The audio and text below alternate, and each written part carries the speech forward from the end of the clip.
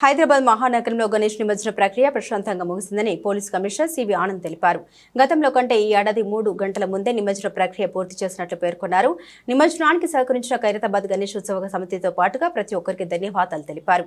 Traffic దృష్ట్యా బుధవారం ఉదయం 10:30 అన్ని జంక్షన్లు, ఫ్లైఓవర్లను తెరిచామని తెలిపారు. అయితే గణేష్ నిమజ్జన ప్రక్రియ బుధవారం ఉదయం 7 గంటల వరకు ముగిసేలా ప్లాన్ చేస్తామని సిపి తెలిపారు. కానీ కొన్ని మండపాల నిర్వాహకులు సహకరించకపోవడం వల్ల ఆలస్యం జరిగిందన్నారు. వచ్చే ఏడాది ముందే మండపాల నిర్వాహకులు సమావేశమై సమయానికి నిమజ్జనం పూర్తయ్యేలా చర్యలు తీసుకుంటామన్నారు. ఈసారి చాలా వాహనాలు ఫెయిల్ కావడం, భారీ గణనాథులకు విద్యుత్ తీగలు అడ్డు తగలడం వంటి కారణాలతో కూడా నిమజ్జన ప్రక్రియ ఆలస్యమైందన్నారు.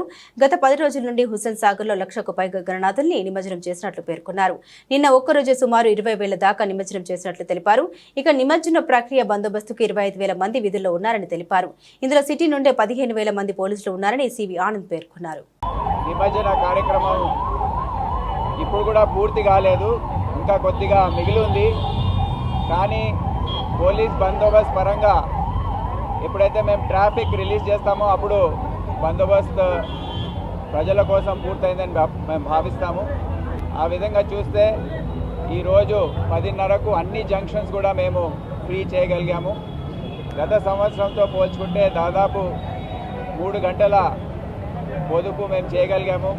దాదాపు 1000 విగ్రహాల నిమజ్జనము ఇంకా మిగిలి ఉందో అది మేము నెక్లెస్ రోడ్లో ఒక ప్రణాళిక ప్రకారం 4 రోజుల్లో అవన్నీ అక్కడ పార్కింగ్ చేసి ప్రజలకు ఎటువంటి ఇబ్బంది లేకుండా ట్రాఫిక్ మొత్తం కూడా సజావుగా నడిచే విధంగా చర్యలు తీసుకున్నాం.